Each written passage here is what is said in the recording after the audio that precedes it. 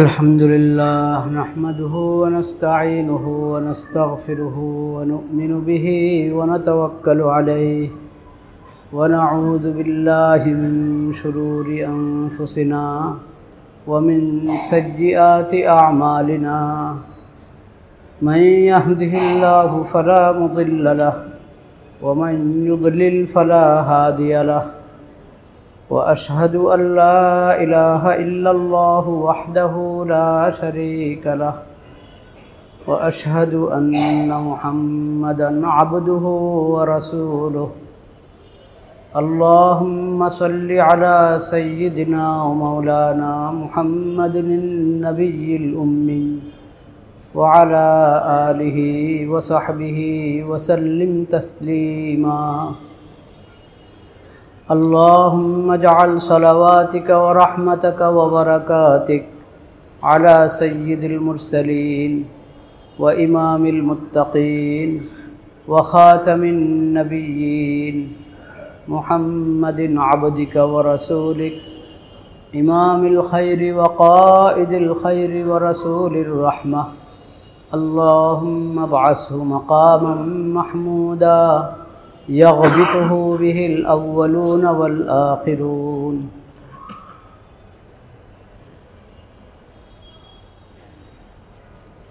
أعوذ بالله من الشيطان الرجيم بسم الله الرحمن الرحيم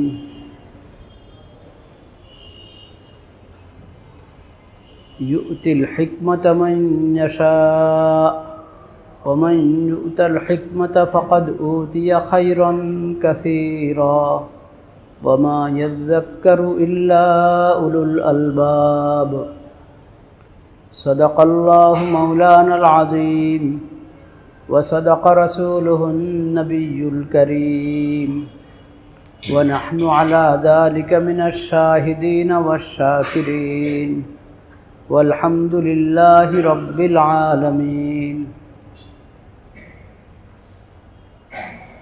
اللهم ألهمنا مراشد أمورنا وأعذنا من شرور أنفسنا اللهم ألهمنا مراشد أمورنا وأعذنا من شرور أنفسنا اللهم ألهمنا مراشد أمورنا وأعذنا من شرور أنفسنا আল্লাহ রব্বুল আলমিনের শুকর আদায় করছি। আল্লাহ তাআলা আমাদেরকে আল্লাহর ঘর মসজিদে মাগরিবের নামাজ জামাতের সাথে আদায় করার তৌফিক নসিব করেছেন। আলহামদুলিল্লাহ। নামাজের পর কিছু দ্বীনি মুযাকারার জন্য, ঈমানি মুযাকারার জন্য বসার তৌফিক নসিব করেছেন। আলহামদুলিল্লাহ।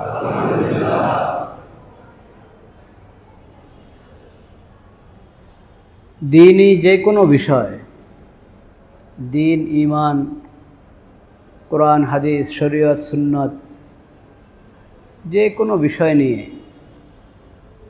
কোনো মজলিস যেখানে হয় সেটাই ঈমানি মজলিস, সেটাই জিকিরের মজলিস। মসজিদে হলে তো অনেক বড় কথা, মসজিদে না হয়ে মসজিদের বাইরের যে কোনো জায়গায়, আল্লাহর জমিনে, আকাশের নিচে, গাছতলায় হোক, মাদ্রাসাতে হোক, অন্য যে কোনো জায়গায় দু চারজন বসে দ্বীনের কিছু কথা বলছে, যদি এই বলাটা সঠিক হয়ে থাকে, গুমরাহির কথা, গলত সলত কথা, ভুলভাল না, সঠিক কথা যেখানে হবে সেটাই ঈমানি মজলিস। আজকের এই মজলিসটাও ঈমানি মজলিস ইনশাআল্লাহ। ঈমানি মজলিসের অনেক বড় ফায়দা, অনেক সওয়াব, অনেক ফজিলত। সমস্যা হচ্ছে আওয়াজ আসছে তো পুরা মজলিসে? ওই কর্নারে ওখানে আসছে আওয়াজ? শোনা যায় না, বোঝা যায় না কেন? বোঝা যাচ্ছে না? দুইটা মাইক দেওয়ার কারণে সমস্যা হচ্ছে। একটা বাদ দিয়ে দিলে হয়, এটার দরকার কি? একই জায়গায় না অন্য তলার জন্য? এটা একই জায়গার জন্য ওই দুটার কি দরকার?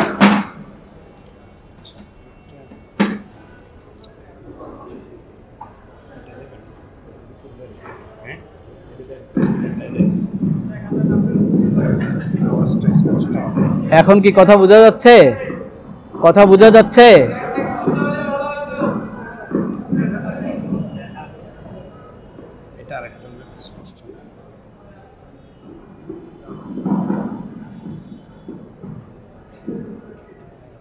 এখন কি কথা বোঝা যায়?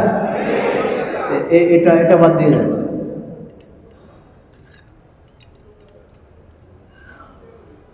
আমি বলছিলাম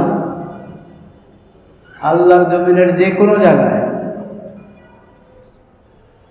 দ্বীনের, ইসলামের, শরীয়তের, কোরআন হাদিস বিষয়ে যে কোনো আলোচনা হবে, যদি সহি আলোচনা হয় সেটাই ইমানি মজলিস। মসজিদের মজলিসও বটেই, মাদ্রাসাতে হলে সহি প্রকৃতির খানকার মজলিস।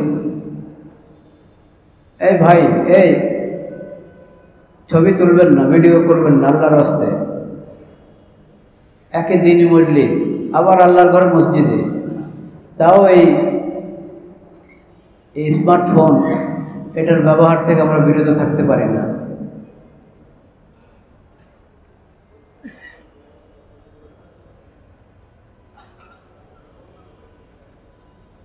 ইমানি মজলিসের শর্ত হলো ওখানে ইমানের কথা হতে হবে,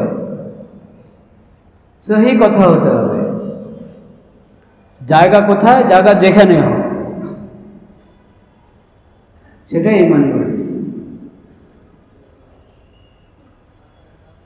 মসজিদ যেমন আল্লাহর ঘর, মাদ্রাসাও আল্লাহর ঘর। তাফসীরে মারিফুল কোরআন মুফতি মোহাম্মদ শফি এই কিতাবে আপনি সূরাতুন নূর 18 পারার সূরাতুন নূর, ফি বুয়ুতিন আযিনাল্লাহু আন তুরফা ওয়া ইউযকারা ফিহা ইসমুহু ইউসাব্বিহু লাহু ফিহা বিল গুদুব্বি ওয়াল আসাল রিজালুন লা তুলহিহিম তিজারাতুন ওয়ালা বাইউন আন যিকরিল্লাহি ওয়া ইকামিস সালাহ। এই আয়াতের অধীনে তাফসীরে মারিফুল কোরআনে দেখেন, যারা আরবি জানেন তারা তাফসীরুল বাহরুল মুহিত আবু হাইয়ান আন্দালুসি ওখানে দেখেন। হাদিসের ব্যাখ্যা গ্রন্থ আল কাশিফ আন হাকাইকিস সুনান ওখানে দেখেন। ইমাম নববী রহমতুল্লাহ আলাইহি মুসলিম শরীফের ব্যাখ্যা গ্রন্থ ওখানে দেখেন। সব জায়গায় কথা পাবেন ইনশাআল্লাহ। যাক, আমি বলতে চাচ্ছিলাম আমরা আল্লাহর মেহেরবানিতে এখানে একাত্র হতে পেরেছি। কিছু দিনই আলোচনা হবে। আল্লাহ তাআলা সহি বলার তৌফিক নসিব করে, সহি তরিকা বলার তৌফিক নসিব করে, ইখলাসের সাথে বলার তৌফিক নসিব করে, আমাদেরকে ঠিকভাবে ভালোভাবে বুঝার এবং আমল করার তৌফিক নসিব করে।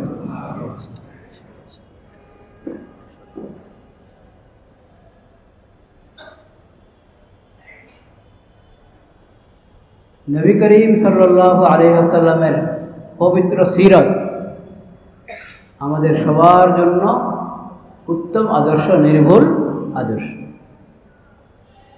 বড় থেকে বড় বিষয় নিয়ে ছোট থেকে ছোট বিষয় পর্যন্ত সব কিছুর নমুনা আমরা নবী করিম সাল্লাল্লাহু আলাইহি ওয়াসাল্লামের পবিত্র সিরতে পাব, পেয়ে থাকি, এখনো পাচ্ছি, কিয়ামত পর্যন্ত পেতে থাকবো ইনশাআল্লাহ।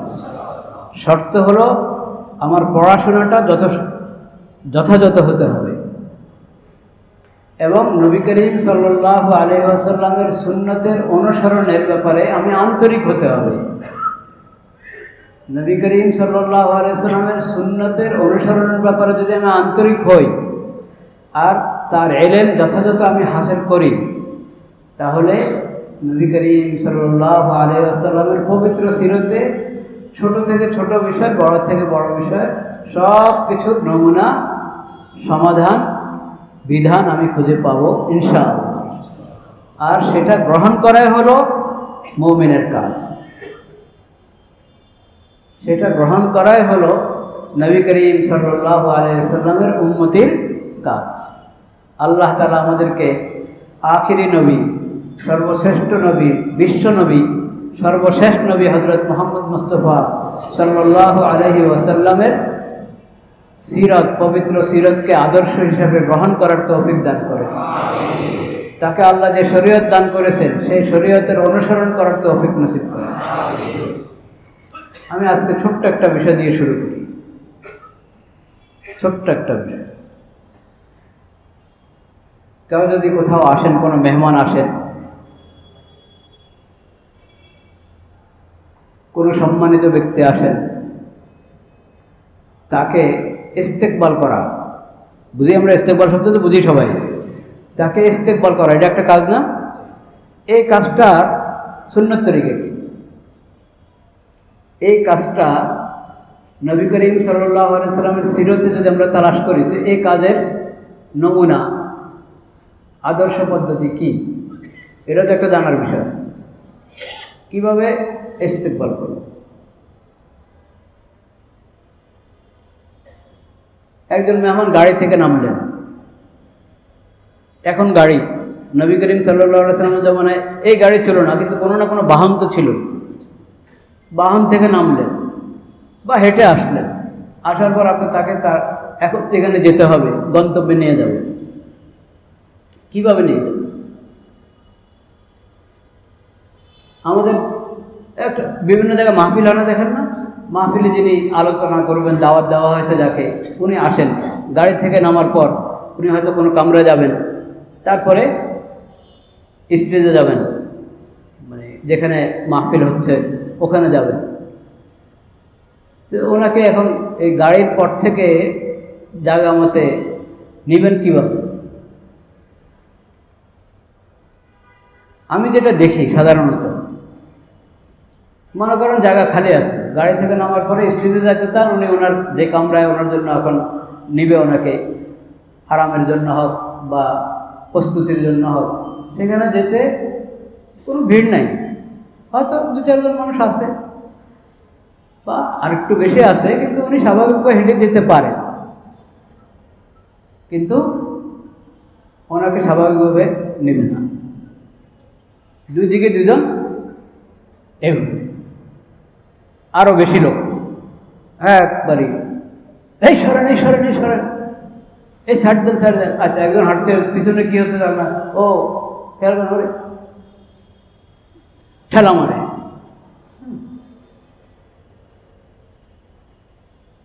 এই পদ্ধতিটা, এটা কি খুঁজে দেখেছেন আপনি? এমনকি সিরত মাহফিল যদি হয়, সিরত মাহফিলের মধ্যেও এইভাবে আচরণ করা হয়। তো সিরত মাহফিল আপনি করতে চাচ্ছেন, সিরত মাহফিল, যার সিরতের মাহফিল করছেন তার সিরতের মধ্যে আপনি পড়ে দেখেছেন, খুঁজে দেখেছেন, জানার চেষ্টা করেছেন যে মেহমানের ইস্তেকবাল কীভাবে করতে হয়, মেহমানকে তার গন্তব্যে কীভাবে পৌঁছাইতে হয়। আরেকটা হলো অনেক ভিড়, মানুষ সবাই মুসাফা করতে চাচ্ছে, মুসাফা করতে গিয়ে মুরব্বীদের গায়ের উপরে পড়ছে, বাচ্চার গায়ের উপরে পড়ছে, একজন আরেকজনের গায়ে পড়ছে, বিশৃঙ্খলা হয়ে যাচ্ছে। সেই বিশৃঙ্খলাকে নিয়ন্ত্রণ করা এটা একটা কাজ। ওরকম যদি নিয়ন্ত্রণ করতে হয় তো সেটাও একটা কাজ, ওই কাজেরও তো সুন্নত তরিকা আছে। আর যদি এমন কোনো প্রয়োজন নাই, আপনি খামাখাই ওনার একরাম দেখাচ্ছেন, সম্মান দেখাচ্ছেন, একবারে রাস্তা পুরা খালি হইতে হবে, ওনার সামনে কেউ থাকতে পারবে না,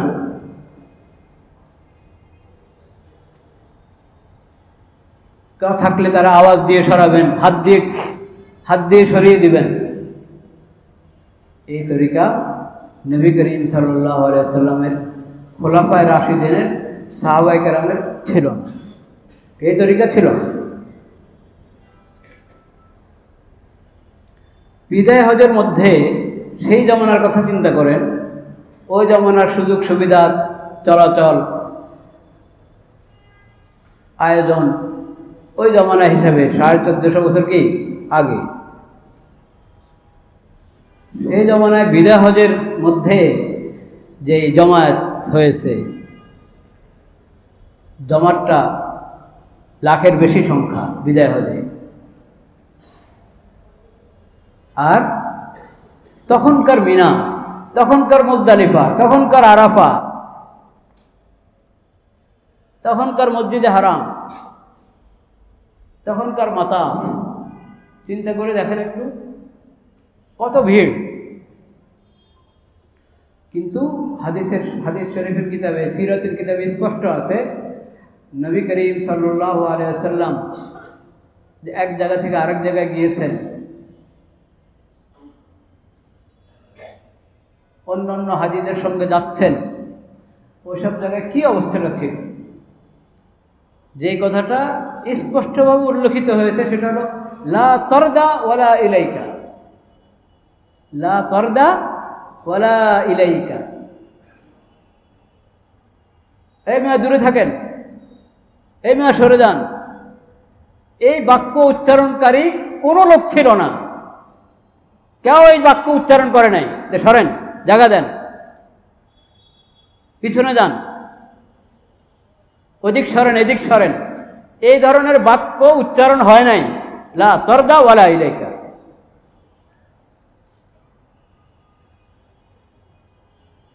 এখন একজন অনেক বয়স্ক যদি খুব বের হয়ে যায়, হয়তো উনি কাত হয়ে পড়তেই হবে।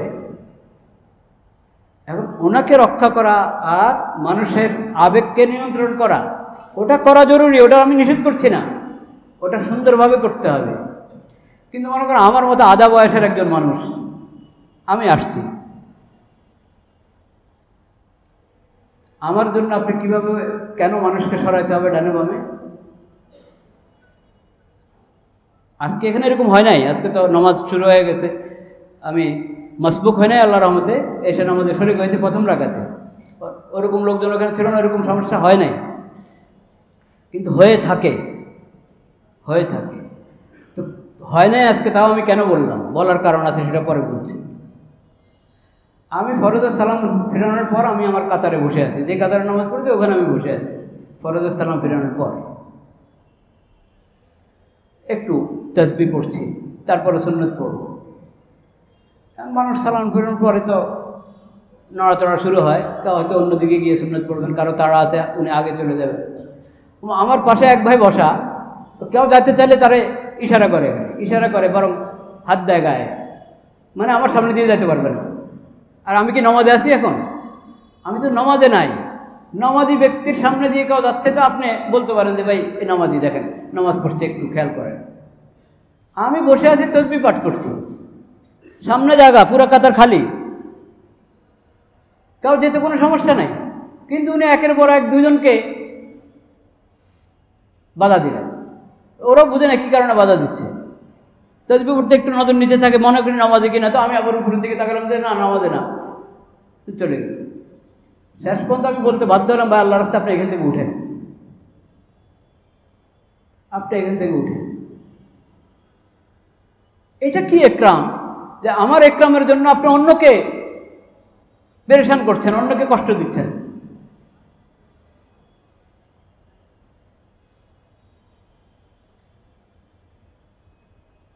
তো একরাম কিভাবে করতে হয় ওটাও জানতে হবে।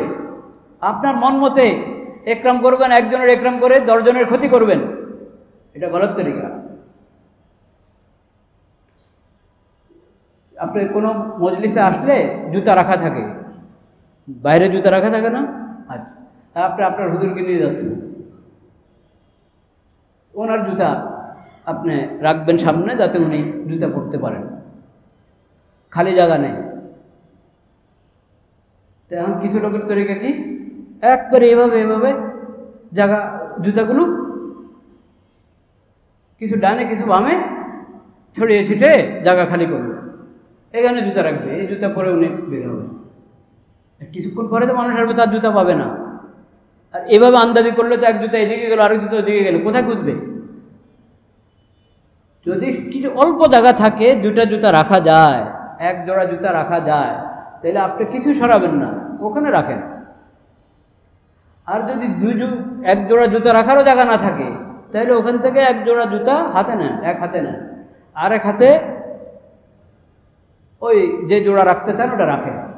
উনি জুতা পরলো, জায়গাটা খালি হলো, ঠিক ওই জায়গায় জুতা জোড়া রেখে দেবেন, যেটা এখান থেকে উঠিয়েছে। এটা হলো নিয়ম। তা না করে মানুষের জুতা এদিক সেদিক সরিয়ে আপনি একরাম দেখাচ্ছেন।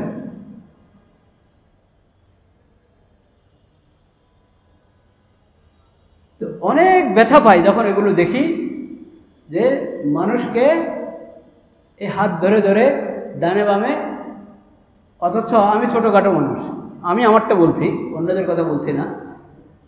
আমি যদি স্বাভাবিক হাঁটি, কেউ টেরও পাই, 2-4 জন পাঠে থাকলে তো সবাই আরও অ্যালার্ট হয় যে কি ঘটনা, তো আরও সমস্যাতে পড়ি আমি সহজভাবে হেঁটে চলে গেলে বাস চলে গেলাম, অন্যরাও আসলে আল্লাহর রহমতে কোনো কষ্ট দিলাম না, আমিও কষ্ট পেলাম না।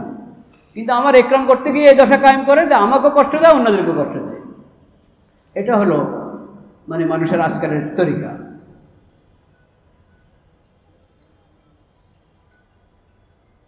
এই এমন ছোট জিনিস, এগুলোর ব্যাপারেও নবী করিম সাল্লাল্লাহু আলাইহি ওয়াসাল্লামের সিরত থেকে শিক্ষা নিতে হবে, তাইলে আপনার নবীর উম্মত।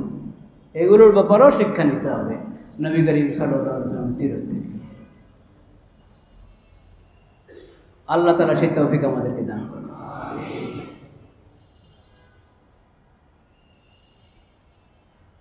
অন্যকে পেরেশান করে, অন্যকে কষ্ট দিয়ে কোনো ব্যক্তির একরাম, এটা শরীয়তে জায়েজ নাই। নবী করিম সাল্লাল্লাহু আলাইহি ওয়াসাল্লামের সিরতে কখনো এটার কোনো অনুমতি নেই। ওজরের হলো, ওজরের একজন মাজুর, সে কষ্ট পাচ্ছে অন্যদের কারণে, তখন আপনি একরামের সাথে অন্যদেরকে বলতে হবে, দেখেন উনি এখন যদি ওনার সাথে মুসাফা করতে চান, এখানে ভিড় লেগে উনি পড়েই যাবেন আল্লাহর রাস্তায়। আপনারা তখনও মানুষ কথা শুনে না, তখন আপনি ইয়া লাগান, কিন্তু ঠেলে ঠেলে না, সুন্দরভাবে আপনি ওনার যাওয়ার ব্যবস্থা করেন। ধমক আর ঠেলাঠেলি অন্যদের জন্য যেরকম ঠিক না, আপনার জন্য ঠিক না। নিয়ন্ত্রণ করেন পরিবেশকে, পরিস্থিতিকে সুন্দর মতে। লা ইলাহা ইল্লাল্লাহ, এটা ভূমিকা, কিন্তু আসলে কি ভূমিকা না, এটাও বয়ান। হ্যাঁ, এটাও বয়ান। এটার এই জামানায় খুব জরুরত, খুব জরুরত।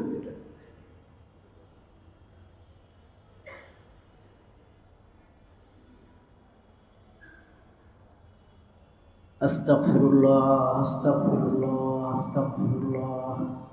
আল্লাহুম্মা আনতা রাব্বি লা ইলাহা ইল্লা আনতা খালাকতানি ওয়া আনা আবদুক ওয়া আনা আলা আহদিকা ওয়া ওয়া'দিকা মাস্তাতা'তু আউযু বিকা মিন শাররি মা সানা'তু আবু'ু লাকা বিনি'মাতিকা আলাইয়া ওয়া আবু'ু লাকা বিযামবি ফাগফির লি ফাইন্নাহু লা ইয়াগফিরুয যুনুবা ইল্লা আনতা।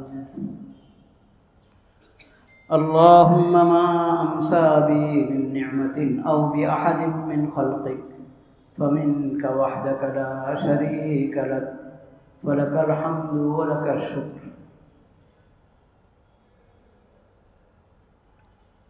যখন মুসাফার প্রসঙ্গ এসেছে, মুসাফার বিষয়ে আর একটা জরুরি বিষয় আমাদের জানা দরকার। মুসাফা হলো যখন সাক্ষাৎ হয় কারোর সাথে। সাক্ষাৎ হলো সালাম দিবেন, সালামের উত্তর নেবেন যাকে সালাম দিলেন, এরপরে যদি সময় সুযোগ থাকে, সময় সুযোগ থাকে তাহলে মুসাফা। কেমন আছেন? আলহামদুলিল্লাহ। মুসাফা করলেন, ইয়াগফিরুল্লাহু লানা ওয়া লাকুম, মাগফিরাতের দোয়া করলেন একে অপরের জন্য, আল্লাহর প্রশংসা করলেন। তো এই মুসাফাটা হলো একটা মুস্তাহাব, সাক্ষাতের সময় একটা কি মুস্তাহাব, মুস্তাহাব, এর চেয়ে বেশি না। কিন্তু শর্ত শুধু দেখতে হবে উভয়জনের। একজন দ্রুত হেঁটে যাচ্ছে, উনি সালাম দিলেন বা আপনি দিলেন, ওনার হাতে তাড়া আছে বা উনি ব্যায়ামের হাঁটা হাঁটছেন বা কোথাও তাড়া আছে, উনি দ্রুত যাচ্ছেন, মনে হয় না যে উনি মুসাফা এখন করার মতো অবস্থায় আছেন বা করতে চাচ্ছেন, কিন্তু আপনি একবারে সামনে হাজির মুসাফা করার জন্য। এটা হলে এটা মুস্তাহাব মুসাফা হবে না, এটা জবরদস্তি মুসাফা হবে। একজনের হাতে ব্যাগ, দোনো হাতে ব্যাগ, বা ডান হাতে মুসাফা, তো হয়তো দোনো হাতে হবে, না হলে এক হাতে হলে ডান হাতে হবে, বাম হাতে তো মুসাফা হবে না, ডান হাত ব্যস্ত, আপনি হাত বাড়িয়ে দিলেন। আরে তুই ব্যাগটা সে বাম হাতে নিতে হবে, তারপর আপনার সঙ্গে মুসাফা করতে হবে, মুসাফা না করলেও তো কেমন লাগে, আপনি হাত বাড়ালেন, আপনি তো দেখতে হবে। তো ওনার ডান হাত ব্যস্ত বা দোনো হাত ব্যস্ত, এই সময় কীভাবে আপনি মুসাফা করার জন্য হাত বাড়ান? হ্যাঁ, উনি যদি হাত খালি করছেন, উনি মুসাফা করতে চান, তাহলে ভিন্ন কথা। জানি যে মুসাফার করলে গুনাহ মাফ হয়, কিন্তু মুসাফার সময়টাতে চিন্তা করতে হবে, অবস্থা আছে কিনা মুসাফার, এটাতে চিন্তা করতে হবে, এই কথা আমরা বুঝি না। আচ্ছা, এরপরের কথা শুনেন। অনেক মানুষ একসাথে যাচ্ছে, এখন সবার আগ্রহ কী করার, এটা রাস্তার কথা আমি বলছি, রাস্তা হাঁটছেন, কয়েকজন একসাথে হাঁটে না সকালবেলা, তা আরেকজন আসছে, এখন ওনার সাথে সবাই মুসাফা করতে চাচ্ছে, কেমন হবে বিষয়টা?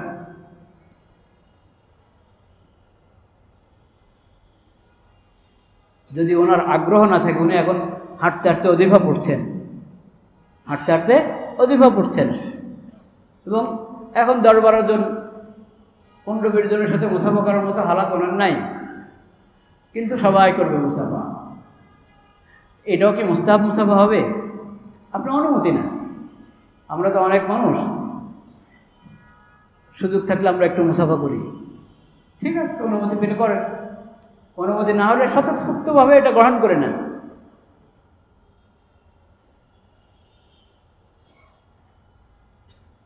আচ্ছা, এটা তো সাক্ষাতের মুসাফা। আমাদের দেশে অন্য আরেকটা মুসাফা আছে, ওটা কিন্তু মুস্তাহাব মুসাফা নয়। আরেকটা মুসাফা আছে যেটার মধ্যে সমস্যা বেশি হয়, ওটা মুস্তাহাব মুসাফা নয়। সেটা কি? সেটা হলো যে এখন মজলিস হচ্ছে, মজলিস শেষ হবে, দোয়ার মাধ্যমে শেষ হবে, হাত উঠানোর দোয়ার মাধ্যমে শেষ হবে, বা হাত উঠানো ছাড়া এমনি মজলিস শেষের যে দোয়া, সেই দোয়ার মাধ্যমে মজলিস শেষ হবে। শেষ হওয়ার পর এখন সবার আগ্রহ কী করবে? মুসাফা করবে। সবার হয়তো আগ্রহ নাইও, কিছু মানুষের আগ্রহ, ওদেরকে দেখে ওনার মজা আমিও মুসাফা করি। এই যে এতক্ষণ মজলিস চললো, একসাথে ছিলাম, এখন সবাই মুসাফা করতে চাচ্ছি, এটা কি সাক্ষাতের মুসাফা? এটা সাক্ষাতের মুসাফা না। এটা কিসের মুসাফা? যার যে নিয়ত, যার যেই নিয়ত। কেউ নিয়ত করবে এটা বরকতের মুসাফা, একটু মুসাফা করবে বরকত নেই। যার সঙ্গে মুসাফা করতে চাচ্ছেন, উনি হয়তো নিয়ত করছেন যে যাক, আল্লাহর নেক বান্দাদের হাতের সঙ্গে হাত মিলাতে পারলে আমার গুনাহ মাফ হবে, ঠিক আছে মুসাফা করি, যার যার নিয়ত হিসাবে। কিন্তু এটা কোনো বিধান, শরীয়তের বিধানের মুসাফা না। বিধানের মুসাফা হলো মোলাকাতেরটা। এতক্ষণ একসাথে হাজার মানুষ, শত শত মানুষ, এরপরে এখন সবাই আমরা মুসাফা করতে চাচ্ছি, এটা মুস্তাহাব মুসাফা নয়। বেশির থেকে বেশি আপনি বলতে পারেন মুবাহ মুসাফা। কি মুবাহ? তো এখন চিন্তা করেন, মুস্তাহাব কাজের মধ্যে যদি সময়, হালাত, পরিস্থিতি বিচার করতে হয়, তাহলে যেটা মাত্র মুবাহ, এই মুবাহ মুসাফার মধ্যে সব কিছুর বিচার বিশ্লেষণ করা দরকার কি না? দরকার। বাইতুল মুকাররম মসজিদে সুন্নত পড়ে ওঠার সময় একটা লাইন, তো আধা ঘন্টা আমি লাইন ধরে মুসাফা করতে আল্লাহর রহমতে আমার তো কষ্ট নেই, কিন্তু একজনের সাথে মুসাফা করব, ওনার পিছনে আরেকজন হাত লম্বা করবে, ওনার পিছনে আরেকজন হাত লম্বা করবে, এক বাচ্চা আসবে, বাচ্চারা ঠেলে ফেলে দিবে, আরেক মুরব্বী আসবেন, ওনারা ঠেলে ফেলে দিবে। এটা মুসাফা না জুলুম? আমার তো আল্লাহর রহমতে সমস্যা হচ্ছে না, কিন্তু আপনি আমাকে মুসাফায় ধন্য করবেন, আমি কিন্তু এটাই মনে করি মুসাফার ক্ষেত্রে আমাকে আপনি আপনার মুসাফা দিয়ে ধন্য করতে চাচ্ছেন, আমি আপনার কৃতজ্ঞতা প্রকাশ করি। কিন্তু আমাকে ধন্য করতে গিয়ে যে আপনি এক মুরব্বীর কে ঠেলে ফেলে দিচ্ছেন, একটা বাচ্চাকে ঠেলে ফেলে দিচ্ছেন, এটা কি জায়েজ হবে? আমি অনুরোধ করেছি, শুনে না, আমি স্পষ্ট ভাষায় অনুরোধ করেছি এই কাজটা আমরা না করি। আমরা সুন্নত পড়েছি, সুন্নত পড়া শেষ চলে যাই, নিজের জায়গায় বসে থাকি, এইখানে লম্বা করে একবারে মেহরাব থেকে নিয়ে ওই দক্ষিণের জানাজার জায়গা পর্যন্ত যদি এরকম একজন করে দাঁড়ায় মুসাফা হয়ে গেল, 2 লাইনে দাঁড়ালো মুসাফা হয়ে গেল, কিন্তু একজনের পর একজন ভিড় করে দাঁড়িয়ে আছে। এখন আমি কেউ হাত বাড়ালে যদি আমি হাত না বাড়াই তো বেয়াদবি মনে হয়, কিন্তু বেয়াদবি আমি এই বেয়াদবি যদি না মেনে নিই তাহলে অন্য অনেকের উপরে প্রতি জুমায় জুলুম হতে থাকবে, সেই জন্য আমি হাত বাড়াই না। এখন হাত না বাড়ালো আমার দুনো হাত টেনে রেখে দেয় আর আমি হাঁটতে থাকি আর হাত পিছনে, হাত পিছনে।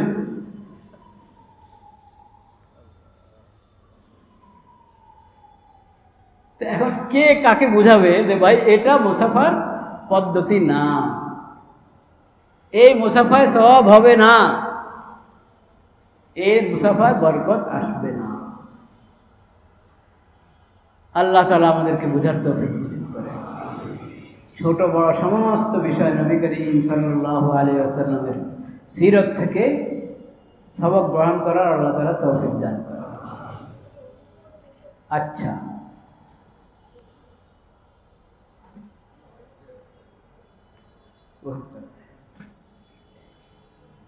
লা ইলাহা ইল্লাল্লাহ। আজকে আমরা নবী করিম সাল্লাল্লাহু আলাইহি ওয়াসাল্লামের সিরতের একটি অধ্যায় সেটা হলো ইলম। কি ইলম? ইলম শিখা, ইলম শিখানো, ইলম সম্পর্কে সিরতের একটি অধ্যায় ইলম। এই ইলমের অনেকগুলো দিক আছে আলোচনার মতো। এই ইলম বিষয়ে 2-4টি কথা নবী করিম সাল্লাল্লাহু আলাইহি ওয়াসাল্লামের সিরত থেকে আমরা আলোচনা করব ইনশাআল্লাহ। আল্লাহ তাআলা আমাকেও ফায়দা পৌঁছান, আমাদের সব সাথীদেরকে ফায়দা পৌঁছান। ইলম, নবী করিম সাল্লাল্লাহু আলাইহি ওয়াসাল্লামের ইলম, নবী করিম সাল্লাল্লাহু আলাইহি ওয়াসাল্লাম ইলমের অনেক গুরুত্ব দিতেন। দ্বীনি ইলমের তো বটেই, জাগতিক জ্ঞান বিজ্ঞানেরও গুরুত্ব দিতেন নবী করিম সাল্লাল্লাহু আলাইহি ওয়াসাল্লাম। আর দ্বীনের ইলম তো গুরুত্ব দিবে নেই।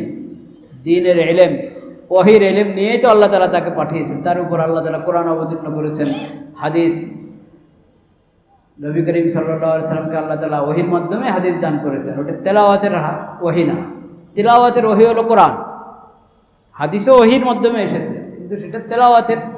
কোরআন কারীমের তেলাওয়াত যেরকম ইবাদত, হ্যাঁ, হাদিসের তেলাওয়াত কিনা ইবাদত না। হাদিস পড়বে, পড়াবে, শিখবে, শিখাবে, কিন্তু ওটার তেলাওয়াতটা ইবাদত না। পার্থক্য আছে কোনো কথা। কিন্তু কোরআন কারীমের তেলাওয়াত ইবাদত। তেলাওয়াত কি? ইবাদত। হাদিস পড়া, পড়ানো, শেখা, শেখানো নেক আমল,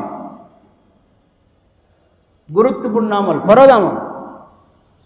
কিন্তু কোরআন কারীমের তেলাওয়াত করা যেমন তেলাওয়াত, হাদিসের এরকম তেলাওয়াত করা কিনা ইবাদত না।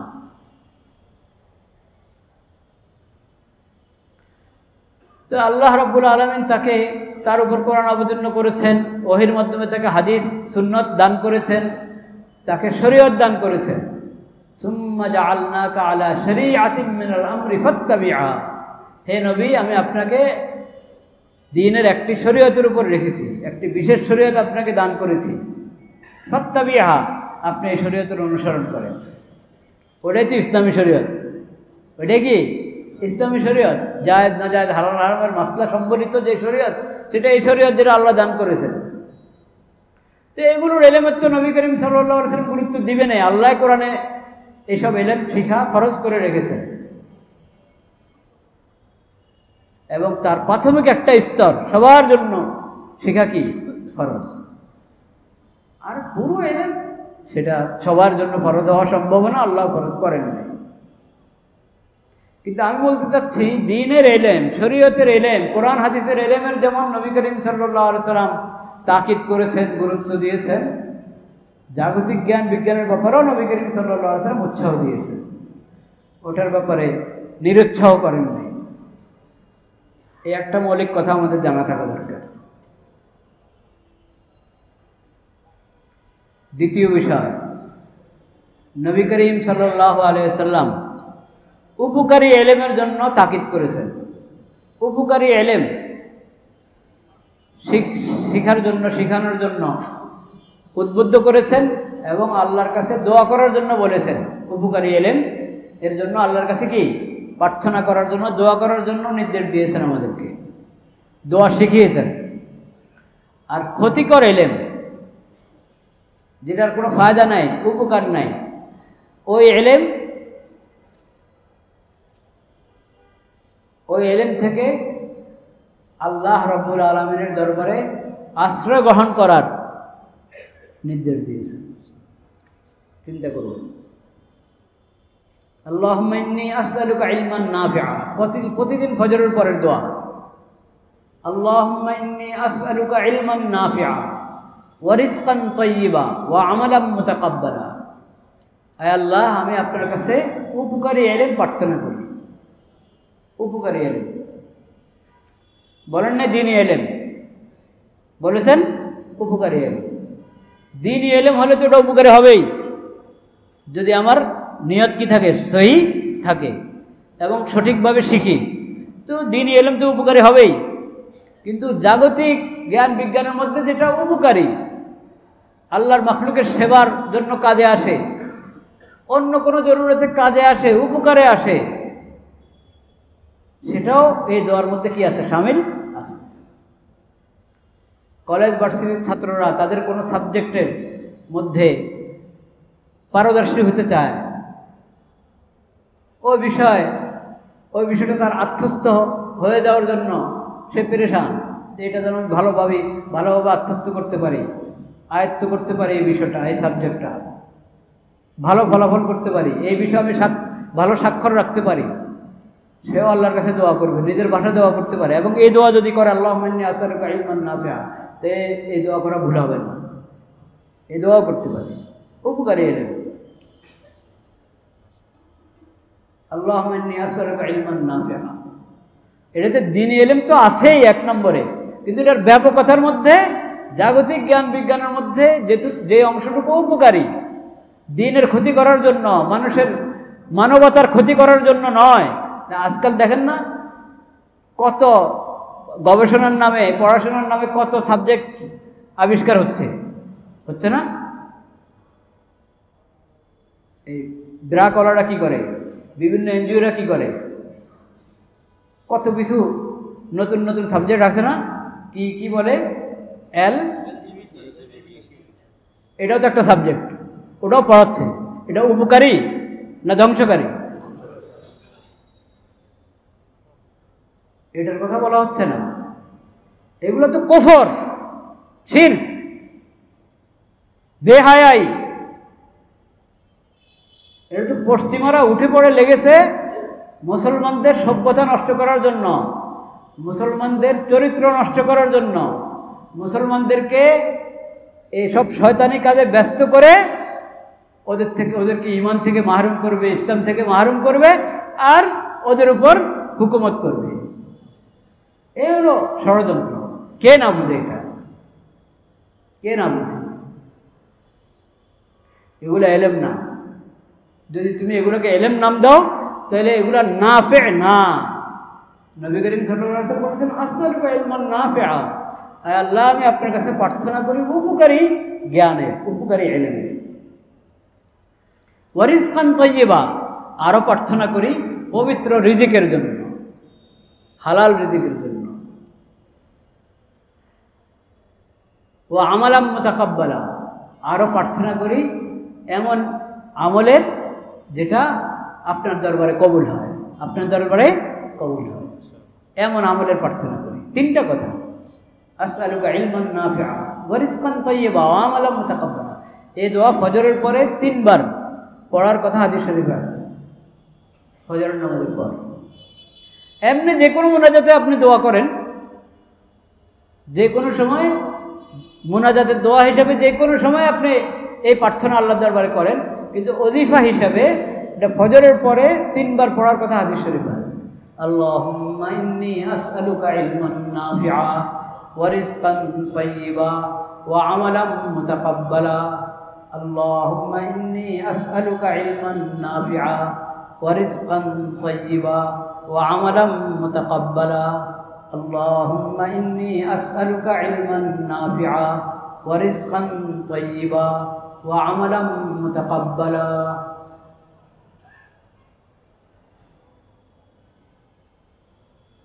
আর যেই ইলম ক্ষতিকর,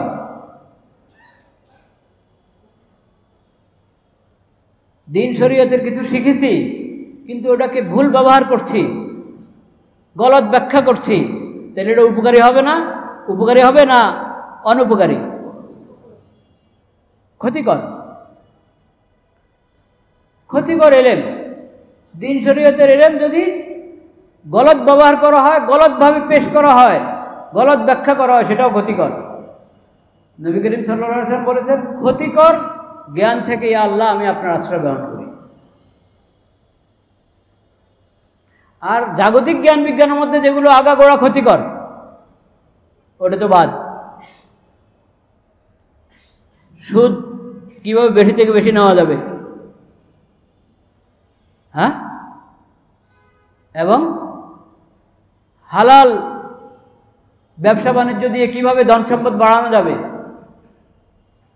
কিভাবে সিন্ডিকেট করে মানুষের নিত্য প্রয়োজনীয় জরুরি দ্রব্যের মূল্য বাড়ানো যাবে, এগুলোর তো একটা বিদ্যা আছে নাকি? ওটাকে বিদ্যা নাম দেওয়া জায়েজ আছে কিনা সেটা আমি জানি না, কিন্তু এগুলো নিয়ে গবেষণা হয় কিনা? হয়। তো এইসব গবেষণা, এসব জ্ঞান, এগুলোর এই জ্ঞান, এই গবেষণার উপর আল্লাহর লানত। নবী করিম সাল্লাল্লাহু আলাইহি ওয়াসাল্লাম বলেছেন কি, আল্লাহুম্মা ইন্নী আউযু বিকা মিন ইলমিন লা ইয়ানফা, আয় আল্লাহ আমি আপনার আশ্রয় গ্রহণ করছি এমন জ্ঞান থেকে যেটা উপকারে আসে না, যেটার কোনো ফায়দা নাই, যেটার মধ্যে ক্ষতি আর ক্ষতি, দ্বীনের ক্ষতি, দুনিয়ার ক্ষতি, মানবতার ক্ষতি, ওটা থেকে আমি আশ্রয় গ্রহণ করি।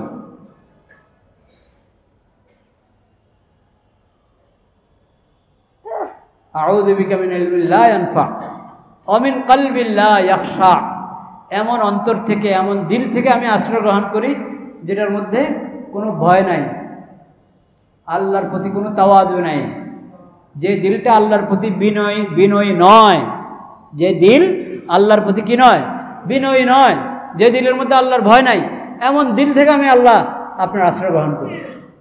অর্থাৎ আমার দিলের মধ্যে আপনার ভয় পয়দা করে দেন, আমার দিলকে বিনয়ী বানিয়ে দেন। অমিন নাফসিল লা তাশবা, এমন মন থেকে আমি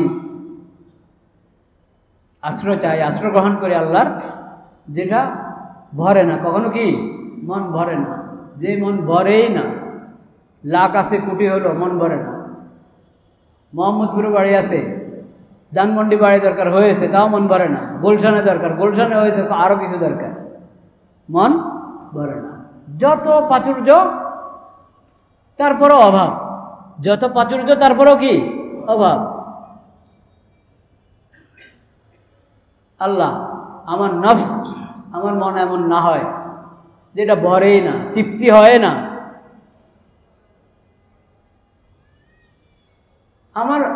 আমাকে এমন দিল দান করেন যে দিলের মধ্যে কৃতজ্ঞতা আছে, অল্প তুষ্টি আছে।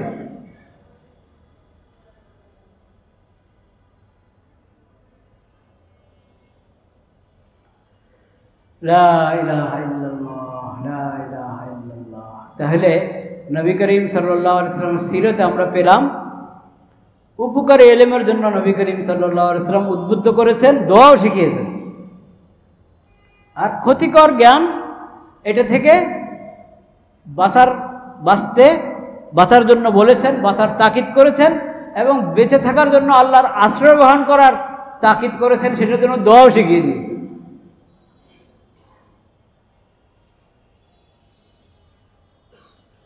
আল্লাহুম্মা আনফা'নি বিমা আল্লামতানি ওয়া আল্লিমনি মা ইয়ানফাউনি ওয়া জিদনি ইলমা।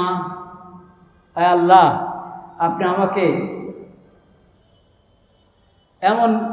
এমন সব বিষয় শিখিয়ে দেন যেগুলো উপকারে আসে, যেগুলো কি উপকারে আসে। এই দোয়া মাদ্রাসার ছাত্র মুনাজাতে বলতে পারে, কলেজ ভার্সিটি স্কুল কলেজের ছাত্ররাও মুনাজাতের মধ্যে বলতে পারে এই দোয়া, আল্লাহুম্মা আনফা'নি বিমা আল্লামতানি। হ্যাঁ, প্রথম অংশ হলো আল্লাহুম্মা আনফা'নি বিমা আল্লামতানি, আল্লাহ আপনি আমাকে যা কিছু শিখিয়েছেন ওটার দ্বারা আমার ফায়দা পৌঁছান। শিখে রাখলাম, কোনো কাজে আসছে না, এত মেহনত করে একটা বিদ্যা অর্জন করলাম, জ্ঞান অর্জন করলাম, কিন্তু কোনো উপকারে আসছে না, না আমার উপকারে, না জনগণের উপকারে, আল্লাহর মাখলুকের উপকারে, কোথাও কোনো ফায়দা হচ্ছে না আমার এই ইলম দিয়ে, এই জ্ঞান দিয়ে। এটা তো ভালো কথা না। দোয়া করছে আল্লাহর কাছে, আয় আল্লাহ আপনি যা শিখিয়েছেন আমাকে ওটার দ্বারায় আমাকে উপকার পৌঁছান। আমাকে উপকার কি, আমি ব্যক্তিগত উপকার হলেও উপকার আসলো, জনগণের উপকার আসলো, উপকার আসলো। একজন ডাক্তার হয়ে বসে আছে, কোনো রোগী আসে না তার কাছে, রোগী আসে চিকিৎসাপত্র লিখে দেয়, কাজে হয় না।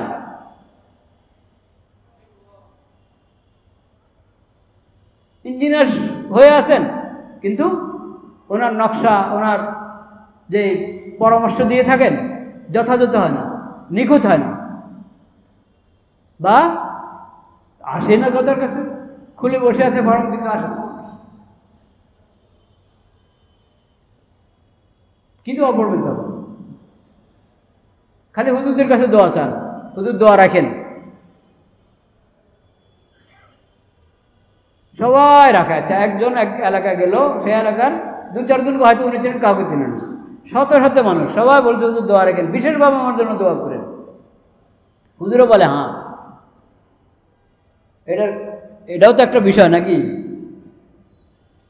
একজন মুমিন বলছে হুজুর আমার জন্য দোয়া রাখেন, দোয়া করেন, আপনি বললেন যে হ্যাঁ দোয়া করব বা দোয়া করি, আপনি তাকে চিনেন না, জানেন না, সেও কিভাবে আশ্বস্ত হয়ে যাচ্ছে, আপনিও কিভাবে বলছেন, এটার একটা সমাধান দরকার কিনা। আরে হুজুর ছাড়া এমনি আমরা একে অপরকে বলি না, এক ভাই আরেক ভাইকে বলি না। আমার বড় ভাই আরেক ভার্সিটিতে পড়ে, আরেক কলেজে পড়ে, তার সাথে সাক্ষাৎ বলি, একসাথে আমরা কোনো কারণে একসাথে হয়েছি, তখন একজন আরেকজনকে বলি, পরে আর খেয়াল রাখি। তো এটার সমাধান লাগবে কি না? এটার সমাধান হলো হাকিম মোহাম্মদ থানভী রহমতুল্লাহ আলাইহির কথা শুনে রাখেন। এটার সমাধান হলো যখন দোয়া চাচ্ছেন তখনই নগদ একটা দোয়া করে দিবেন আপনি, তখনই একটা নগদ, মনে মনে হোক মুখে হোক, নগদ একটা দোয়া করে ফেলবেন। তাহলে কিছুটা হলে দায়মুক্ত হলেন কিনা হলেন। এরপরে যাকে আপনি চিনেন তার কথা মনে পড়লো, তখন দোয়া করে দেন। মুনাজাতের ভিতরে মনে পড়তে হবে না, এমনি আপনি আপনার কাজে আছেন, হঠাৎ মনে হচ্ছে ওই ভাষার সাথে দেখা হয়েছিল, দোয়া চাইছেন, আল্লাহ তার সমস্ত নেক মকসদ আপনি কী করেন, পুরা করেন, সব পেরেশানি থেকে তাকে মুক্ত করেন। কোন বিষয়, কোনো বিষয় যদি বিশেষভাবে দোয়া চেয়ে থাকে সেটা মনে থাকলে ওটা বলে দেন, আল্লাহ তার সব ঋণ আদায় করে দেন। এটা হাত উঠাতে হবে না, মুনাজাত দিতে হবে না। যখন মনে পড়লো, আপনি বাসে বসে আছেন, মনে পড়ছে যাচ্ছে উনি দোয়া চেয়েছিল, আল্লাহ আপনি ওনার সব নেক তামান্না পুরো করেন, নেক আশা পূরণ করেন। মুনাজাতের সময় বলবেন, নিজের মুনাজাতের মধ্যে একটা কথা এটা রাখবেন অবশ্যই, আল্লাহ আপনার বন্দারা যে যখন যেখানে আমার কাছে দোয়া চেয়েছে, আল্লাহ যে মকসদে, যে উদ্দেশ্যে যে দোয়া চেয়েছেন আপনি খুব জানেন, আল্লাহ তাদের সমস্ত নেক মকসদ আপনি পুরা করেন। এখন আপনার মনে আছে, ব্যক্তির নাম মনে আছে, মনে নাই, কতজনে দোয়া চেয়েছে আপনার স্মরণ রাখার সুযোগও নেই। আপনি এইভাবে মুনাজাতের মধ্যে যদি একটা কথা বলে দেন তো ইনশাআল্লাহ দায়মুক্ত হয়ে যাবে, এবং আল্লাহ তাআলা আপনার দোয়া কবুল করবেন, সবার জন্য ফেরেশতারা দোয়া করবেন আপনার জন্য। আর সুনির্দিষ্টভাবে যার কথা মনে আছে, চেয়েছে গুরুত্বের সাথে, কথাগতভাবে না, গুরুত্বের সাথে দোয়া চেয়েছে, সুনির্দিষ্ট বিষয়, সেটা আপনার দায়িত্বে পড়ে, আপনি অবশ্যই তার কথা স্মরণ করে উল্লেখ করে দোয়া করবেন। সালাত পড়ে দোয়া করেন, বা এমনি আপনি দোয়ার আদব রক্ষা করে দোয়া করেন।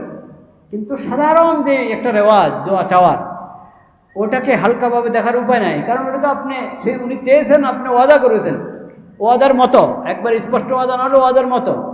তো ওটার থেকে দায়মুক্ত হওয়ার একটা রাস্তা আপনাকে বললাম। যদিও 1419 হিজরি সম্ভবত 1999 হবে হয়তো, বুঝতে পেরেছেন? না না না না 1414 হিজরি না, 19 না, 1414 হিজরি, 1414 হিজরি। এটা এই 91 92 এরকম কিছু, হ্যাঁ না 93 94 এরকম কোনো সন হবে, 1993 94 প্রথম যখন আল্লাহ তাআলা হজের জন্য নিয়ে গেছেন, আল্লাহ মেহরবানি। তো ওখানে আপনার হিন্দুস্তানের এক আল্লাহর বান্দার সঙ্গে দেখা একটা টেম্পুতে। এখন তো আর কাছে দাঁড়ে কোনো টেম্পু খুঁজে পাবেন না আপনি। এটা তো মোটামুটি অনেক বয়স, অনেক বছর হয়েছে না, 30 বছরের বেশি তো, যে সময়ের কথা আমি বলছি। তো ওখানে হিন্দুস্তানের এক আল্লাহর বান্দাকে দেখেছি, একটা খাতা তার হাতে, অনেক মানুষের নাম লেখা, মানে 2000-এর কাছাকাছি হবে নাম লেখা। কি ঘটনা, যতজনে হজে যাওয়ার আগে বলে না ভাই হজে যাচ্ছেন দোয়া করেন আমার জন্য, যতজনে দোয়া চেয়েছে সবার নাম লেগেছে ওই খাতার মধ্যে, সবার নাম লেখা। তো উনি বললেন উনি বিনা আরাফা সব জায়গায় পুরা খাতা পড়ছে। আল্লাহ সবাই দোয়া চেয়েছে, আল্লাহ আপনি সবার দোয়া, সবার নেক মকসদ নেক হাজত পুরা করেন। আমি মনে মনে হাসলাম, যা এতক্ষণ যদি বেচারা এই নামগুলো না পড়ে দোয়াই করতো আর বলতো আল্লাহ এই খাতা সবার নাম লেখা আছে, আপনি জানেন কাদের নাম লেখা আছে, সবাইকে সবার নেক মকসদ আপনি পুরো করে দেন, এই কথা বলতো, তাসবিহ পড়তো আর দোয়া করতে থাকতো। নামগুলা পড়ার জন্য, যাদের নাম আছে তাদের জন্য দোয়া করা আরও বেশি গুরুত্বপূর্ণ না? তো দোয়া করে দিত, আর আল্লাহ তো জানেন যে এখানে নাম আছে, বা সবার জন্য আল্লাহ সব মঞ্জুর করে ফেলতেন। লা ইলাহা ইল্লাল্লাহ। এক আপনার এক ভাই বলেছিলেন যে আমার জন্য দোয়া করেন। জি দোয়া করি। ও কেমনে করেন? 12 কোটির মধ্যে দিয়ে যান নাকি? বাংলাদেশে তখন 12 কোটি মানুষ ছিল আর কি, এখন তো আরও বেশি না, 12 কোটিতে দিয়ে দেন নাকি কীভাবে দোয়া করেন? তারপরে যদি 12 কোটি কেন, পুরো বিশ্বের সব মুসলমানের জন্য দোয়া করি, আপনি ওটা ধরেন না কেন? ওটার মধ্যেও যদি আমি ওভাবে করি, ওটার মধ্যে আলাদা আলাদা করে সবার নাম বলার মধ্যে একজনের নাম থেকে যেতে পারে, কিন্তু এইভাবে যে আমি বলছি আল্লাহ সকল মুমিন মুসলমান, একজনের নামও বাদ দেয় না, আল্লাহ সবাইকে আলাদা আলাদা এই দোয়ার বরকত দিবেন, আলাদা আলাদা সবাইকে বরকত দিবেন। আপনি পাইকারি বলেছেন, আপনি মনে করেছেন আল্লাহ পাইকারি কবুল করবেন, পাইকারি কবুল করা মানে এটা কি কেউ পালো না তা না, সবাই পাবে এই দোয়ার বরকত এবং ফজিলত। বলেন আলহামদুলিল্লাহ।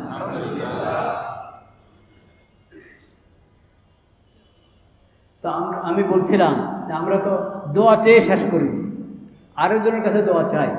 সুন্নত তরিকা হলো আগে নিজে দোয়া করো, দোয়া করতে থাকো, বেশি বেশি দোয়া করো, নেক আমল করো, সদকা খায়রাত করো, কোনো মকসদ হাসিল করার জন্য দোয়াও চাও, ঠিক আছে, অন্য নেক বন্দাদের কাছে, খালি হুজুরদের কাছে না, আল্লাহর যে কোনো নেক বন্দার কাছে। নেক বন্দা মানে আপনি নেককার মনে করতে হবে তাকে, এটা না। যে মুসলিম, যে মুমিন, সে তো ইসলাম গ্রহণ করেছে, ঈমান তার মধ্যে আছে, ঈমানের চেয়ে আর বড় নেকি কি?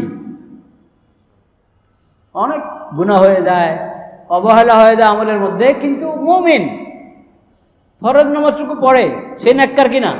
সেও এক পর্যায়ের কি নেককার, অনেক বড় নেককার না হোক, সেও এক পর্যায়ের নেককার। আপনি তার কাছে দোয়া চাইতে পারেন, আর স্পষ্ট নেককার তাদের কাছে দোয়া চাইতে পারেন, হুজুরদের কাছে চাইতে পারেন। দোয়া চাওয়াটা খালি হুজুরদের কাছে দোয়া চাবেন, অন্যদের কাছে না, এই ধারণা ঠিক না। কিন্তু মূল কথা যেটা, হুজুরের কাছে চান আর অন্যের কাছে চান, দোয়া চাওয়া মানে তো উনি আপনার জন্য আল্লাহর কাছে কি করবে? দোয়া করবে, এটা না। উনি আপনার জন্য আল্লাহর কাছে দোয়া করবে, উনি দোয়া করলো আল্লাহর কাছে আপনার জন্য, আপনি উদাসীন, আপনি তো আল্লাহ এই কথা তো বলতে পারেন না যে তুমি ওর জন্য দোয়া করতেছো, ওর কোনো খবর আছে? ওর কোনো খবর আছে? এরকম হওয়ার সম্ভাবনা আছে কিনা? হ্যাঁ, সেজন্য নিজেই দোয়া করতে হবে। দোয়া আরেকজনের কাছে চাবো, এটা ঠিক আছে, কিন্তু আসল কথা হলো সেও তো আল্লাহর কাছেই বলবে, তো আমি কেন সরাসরি আল্লাহর কাছে বলছি না? আমিও সরাসরি আল্লাহর কাছে বলতে হবে। নবী করিম সাল্লাল্লাহু আলাইহি ওয়াসাল্লাম দোয়া চেয়েছেন, ওমর রাদিয়াল্লাহু তাআলা আনহুর কাছে দোয়া চেয়েছেন নবী করিম সাল্লাল্লাহু আলাইহি ওয়াসাল্লাম। কিন্তু দোয়া চাওয়ার ঘটনা হলো এক দুইটা, আর দোয়া করার ঘটনা এক দুইটা, শত শত না হাজার হাজার, হাজার হাজার। নিজের জন্য করেছেন, অন্যের জন্য করেছেন, দোয়া চেয়েছেন। তো দ্বিতীয় কথা বললাম সিরতের ব্যাপারে। নবী করিম সাল্লাল্লাহু আলাইহি ওয়াসাল্লাম সিরতের মধ্যে ইলমের ব্যাপারে, ইলম সম্পর্কে যে রাহবরি, রাহনুমাই, যে নির্দেশনা আমরা পেতে পারি, পাচ্ছি, পেয়ে থাকি, এগুলোর দুটা কথা মাত্র বললাম। দ্বিতীয় কথা কি বললাম? উপকারী ইলম, এটা হাসিল করার চেষ্টা করেন, আর ক্ষতিকর ইলম থেকে দূরে থাকেন। উপকারী ইলম, আল্লাহুম্মা আনফানি বিমা আল্লামতানি, আল্লাহ আমাকে যা শিখিয়েছেন ওটার দ্বারা আমাকে ফায়দা পৌঁছান। জাগতিক হোক, জাগতিক ইলম হোক, আর দ্বীনের ইলম হোক। ওয়ানফানি বিমা, আল্লাহুম্মা আনফানি বিমা আল্লামতানি ওয়া আল্লিমনি মা ইয়ানফাউনি, আর উপকারী ইলম আমাকে আরও শিখান, শিখাইতেই থাকেন। যা শিখিয়েছেন আরও শিখান, যেটা আমার উপকার আসবে আরও শেখান। ওয়াজিদনি ইলমা, আমার ইলম বাড়িয়ে দেন, আমার ইলম কি বাড়িয়ে দেন।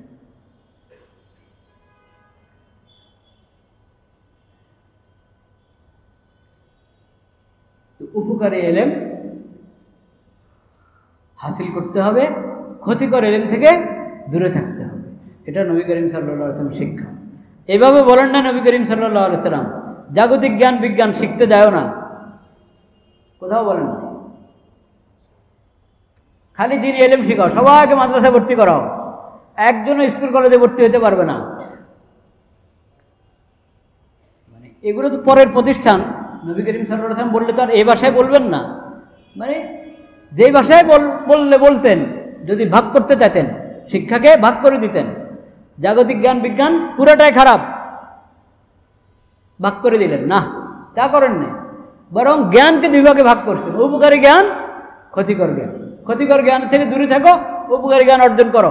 দিনের হলে তো বটেই, আর জাগতিকটাও যেটা দরকার, যে ক্ষেত্রে যেটা দরকার ওটা অর্জন করো, মানুষকে, আল্লাহর মাখলুকের সেবা করো, এবং এটার দ্বারাও এটাকে তুমি আল্লাহর ইবাদতের মধ্যে কাজে লাগাও। আল্লাহর ইবাদতে কি কাজে লাগাও। এটা হলো নবীদের আদর্শ। নবীদের আদর্শ ওটা না যেটা কোনো কোনো বক্তায় বলতে থাকে, ব্যঙ্গ করে করে, জাগতিক জ্ঞান বিজ্ঞানকে হালকা করে, তুচ্ছ তাচ্ছিল্য করে।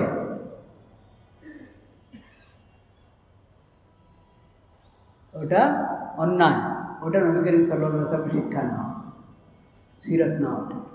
কিন্তু সবাইকে বুঝতে হবে আসল এলেম কোনটা, দ্বীনের এলেম।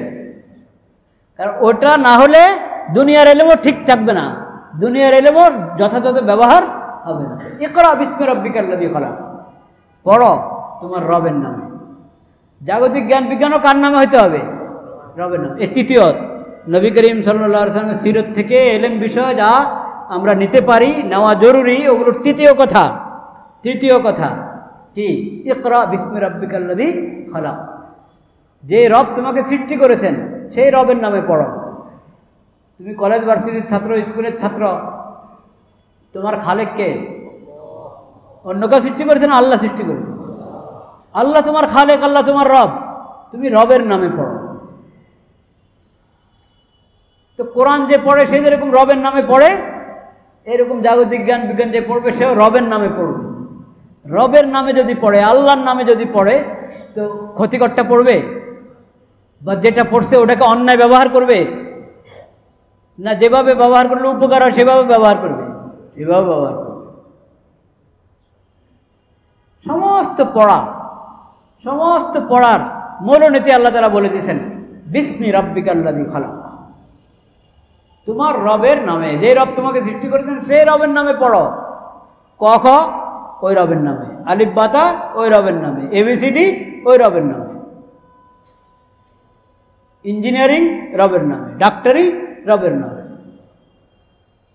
কিন্তু অশ্লীলতা, এটা ট্রেনিং নিবে। আল্লাহ তাআলা মানুষের ফিতরত, মানুষকে স্বভাবজাতভাবে, মানুষের স্বভাবে হায়া দান করেছেন। কি হায়া? লজ্জাবোধ। লজ্জাবোধ। একজন পুরুষ মহিলা হয়ে যাবে, মহিলা পুরুষ হয়ে যাবে, এটা কি মানুষের স্বভাবজাত পদ্ধতি? কখনো না, এটা কেউ পছন্দ করবে না। কিন্তু এই অস্বাভাবিক অশ্লীল জিনিসকে স্বাভাবিক করার জন্য বিশ্বব্যাপী বাজেট। সেটার জন্য ঢাকাতে জাতিসংঘ কি খুলতে চায়? অফিস খুলতে চায়। বলেন নাউজুবিল্লাহ। যার মধ্যে ঈমান আছে, যার মধ্যে মানবতাবোধ আছে, মনুষ্যবোধ আছে, যার মধ্যে হায়া লজ্জা বলতে কিছু আছে, সে কখনো এটা সাপোর্ট করতে পারে না। দেশের প্রধান উপদেষ্টা থেকে নিয়ে অন্য সব উপদেষ্টা এটা সাপোর্ট করবার তো প্রশ্নে আসে না।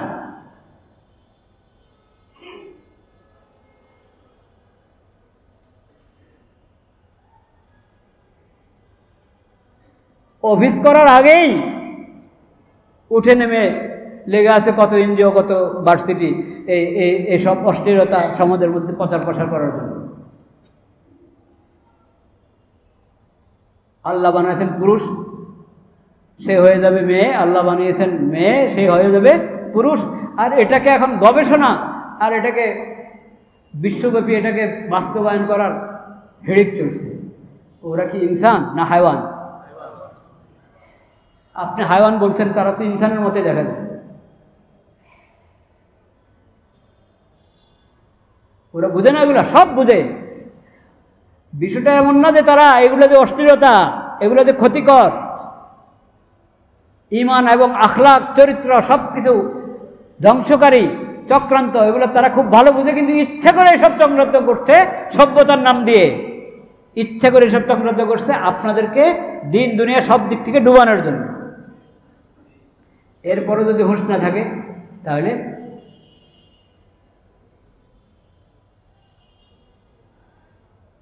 মোবাইল একটা তো এই যন্ত্রটার আবিষ্কার, কিন্তু এটার ব্যবহার সুন্দর ব্যবহার করতে পারা, একবারে সূক্ষ্ম থেকে সূক্ষ্ম ব্যবহার করতে পারা, এটাও একটা যোগ্যতা নাকি?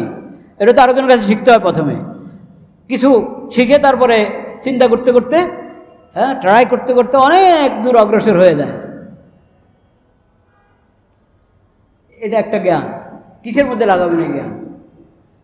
দুনিয়ার যত পচা কিছু আছে, পচা কথা, পচা চিন্তা, পচা দৃশ্য, ওটা আপনার মোবাইলে ঢুকিয়ে যে কোনো সময় আনন্দ গ্রহণ করবেন।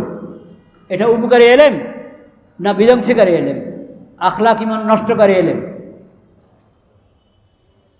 আপনি পুরা সব কিছুর মধ্যে এই দোয়াকে লাগান। আপনি যা পড়ছেন এই দোয়া লাগান। এই দোয়ার অধীনে আপনি চিন্তা করেন, ইকরা বিসমি রাব্বিকাল্লাযী খালাক। আর আমার খালেক, আমার মালিক আমাকে জ্ঞান দিয়েছেন, আমাকে বিবেক দিয়েছেন এটার জন্য, চোখ দিয়েছেন এটার জন্য, কান দিয়েছেন এটার জন্য, এই জ্ঞানের জন্য। আমি একজন সফটওয়্যার ইঞ্জিনিয়ার, তো আমার এই ইঞ্জিনিয়ারিং এই পতাকাতে লাগানোর জন্য।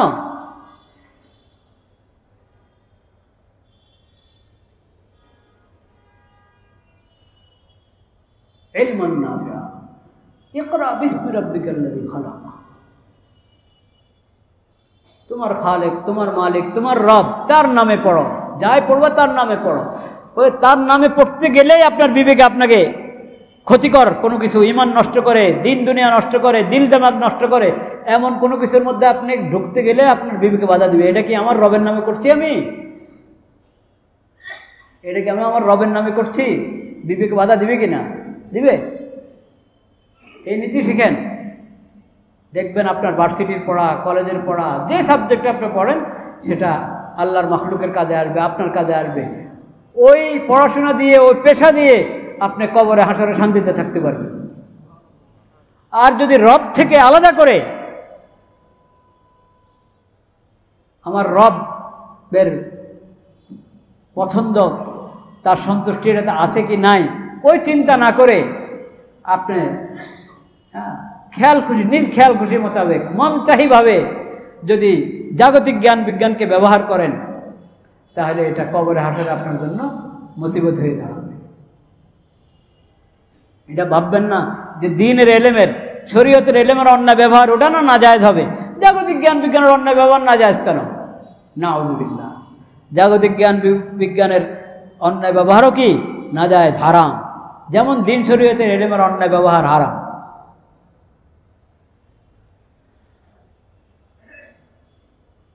আল্লাহুম্মা ইন্নী আসআলুকা ইলমান নাফিআ ورزقا طيبا وعملا متقبلا اللهم إني أعوذ بك من علم لا ينفع ومن قلب لا يخشع ومن نفس لا تشبع ومن دعوة لا يستجاب لها আরো অনেক দোয়া দুইটা বললাম আর একটা তিনটা বললাম আল্লাহুম্মা আনফা'নি বিমা আল্লামতানি ওয়া আল্লিমনি মা ইয়ানফা'ুনি ওয়া জিদনি ইলমা। এবং জমজমের পানি খাওয়ার দোয়া কি? জমজমের পানি খাওয়ার সময়, খাওয়ার আগে পরে যখনই পড়েন দোয়া আছে না একটা, আল্লাহুম্মা ইন্নী আসআলুকা ইলমান নাফিআ ওয়া রিজকান তাইয়্যিবা ওয়া শিফাআম মিন কুল্লি দা। হে আল্লাহ, আমি আপনার কাছে উপকারী ইলমের প্রার্থনা করি, পবিত্র রিজিকের প্রার্থনা করি এবং সকল রোগ ব্যাধি থেকে আরোগ্য শিফা কামনা করি। পড়েন না, এটা জমজম খাওয়ার সময় পড়লো, ওটা তো ওইটার সময় পড়ার জন্য শেখানো হয়েছে, কিন্তু মুনাজাতের দোয়া হিসাবে যে কোনো সময় পড়তে পারেন এই দোয়া। এমনি পানি খাওয়ার সময় পড়লে কোনো মানে নেই।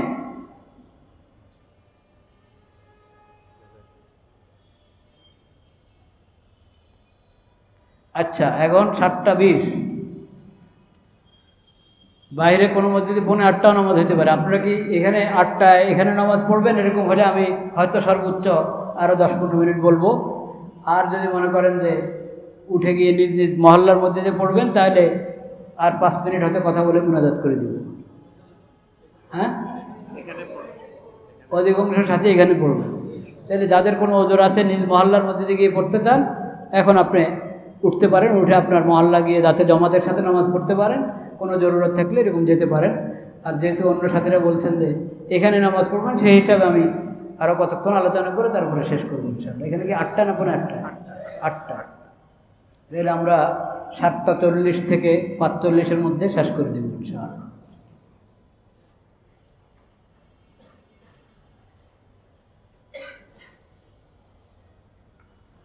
লা ইলাহা ইল্লাল্লাহ আস্তাগফিরুল্লাহ আস্তাগফিরুল্লাহ আস্তাগফিরুল্লাহ আস্তাগফিরুল্লাহ আস্তাগফিরুল্লাহ আস্তাগফিরুল্লাহ।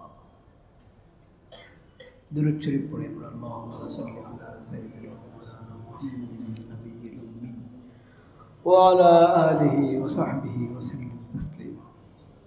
আল্লাহুম্মা সাল্লি আলা সাইয়্যিদিনা মাওলানা মুহাম্মাদিন নাবিয়্যিল উম্মি وعلى آله وصحبه وسلم تسليما اللهم صل على سيدنا مولانا محمد النبي الأمي وعلى آله وصحبه وسلم تسليما اللهم صل على سيدنا مولانا محمد النبي الأمي وعلى آله وصحبه وسلم تسليما اللهم صل على سيدنا مولانا محمد النبي الأمي وعلى آله وصحبه وسلم تسليما اللهم صل على سيدنا مولانا محمد النبي الأمي وعلى آله وصحبه وسلم تسليما اللهم صل على سيدنا مولانا محمد النبي الأمي وعلى آله وصحبه وسلم تسليما لا إله إلا الله। আমরা অনেক সময় মজলিসের মধ্যে মানুষকে আটকায় রাখার একটা চিন্তা করি, হ্যাঁ, যে সবাই যাতে শেষ করে যায়, আগে যাতে কেউ না যায়। এরকম মজলিসের সবাইকে আটকায় রাখতে হবে এমন কোনো কথা নাই। কারো জরুরত থাকতে পারে, জরুরতের কারণে সে উঠে গেল। কেউ যদিও এরকমও উঠে দেয়, কথা পছন্দ হচ্ছে না এই জন্য উঠে দেয়, এটাও আছে, এটাও কখনো কখনো দেখা যায়। কিন্তু আমি এই চিন্তা কেন করবো যে আমার কথা পছন্দ হচ্ছে না এই জন্য উঠে গেছে? কেন এই বদগুমানি করবো? ওনার কোনো জরুরত আছে এই জন্য উনি উঠছেন, এই জন্য উঠে যাচ্ছেন। ভালো ধারণা করাই উচিত। তো এখন একজন উঠার জরুরত, কিন্তু সবাই বসে আছে, একজন উঠতে সংকোচ করছে। যদি এমন হালাত হয় তাহলে একটু, যেমন আজকে আমি বলে দিলাম, তো অনেক মানুষ উঠে গেলেন, প্রত্যেকেরই নিশ্চয়ই কোনো না কোনো জরুরত আছে, উঠে গেছে। সম্ভাবনা আছে অন্যদের উঠা দেখে আরেকজন এমনি উঠে গেছে, হতে পারে। কিন্তু এই বদগুমানি করার আমার কি নাই, দরকার না। আমি কেন এই বদগুমানি করব? নিশ্চয় জরুরতে উঠেছে। এরপরে যে জরুরতে উঠে গেছে, আল্লাহ তাআলা তাকেও মজলিসের বরকত দান করবে। যারা বসে আছি তাদেরকে তো অবশ্যই কী করবেন, দান করবেন। দিলটা উন্মুক্ত হতে হবে। আমি জবরদস্তি মজলিসে বসায় রাখলেই সব বরকত পেয়ে যাবে একজন, এটা জরুরি না। আর কেউ জরুরতের কারণে উঠে গেলেই সে মসজিদের বরকত থেকে মাহরুম হয়ে যাবে, এমন কথাও ঠিক না। বুঝতে পেরেছেন?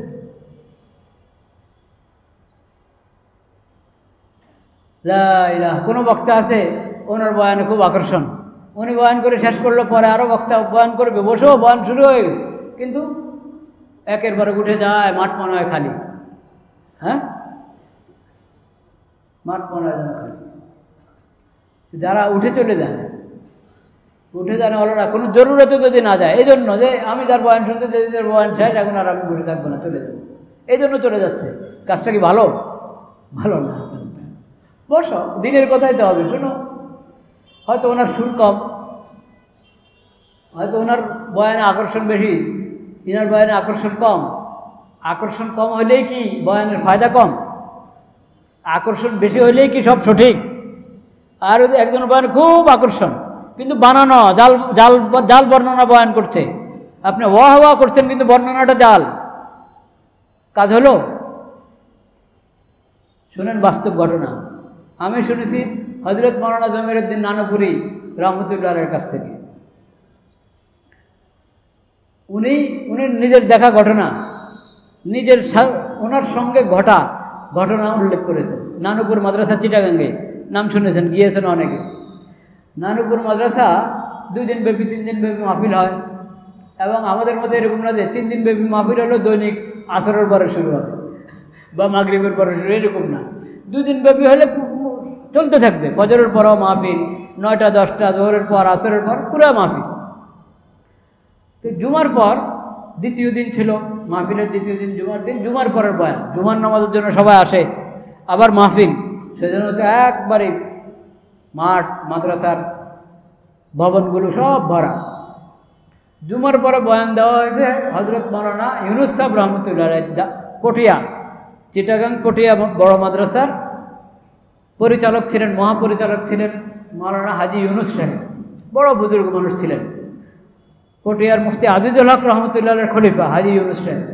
হাজি ইউনুস সাহেবের আওয়াজ বেশি সুন্দর ছিল না, কণ্ঠ অত সুবিধা ছিল না, বয়ানও যে খুব গুছিয়ে অনেক আকর্ষণীয়ভাবে করতে পারতেন এরকমও না, কিন্তু আল্লাহওয়ালা মানুষ, বুজুর্গ মানুষ, সহি কথা বলতেন। জুমার পর উনি বয়ান শুরু করেন। এখন তো মানুষ একের পর এক যাচ্ছেই, উঠেই যাচ্ছে গাড়ি। যে কিছু লোক এসেছে, সুলতান নানুপুরি বড় হুজুর, ওনার কাছে যাওয়ার সাহস পায় না। দ্বিতীয় ব্যক্তি জমিরুদ্দিন নানুপুরি, তখন দ্বিতীয় ব্যক্তি ছিলেন জমিরুদ্দিন নানুপুরি, ওনাকে এসে ধরেছে যে মানুষ সবাই চলে যাচ্ছে, এখন মূল সময় বয়ানের, জুমার পর।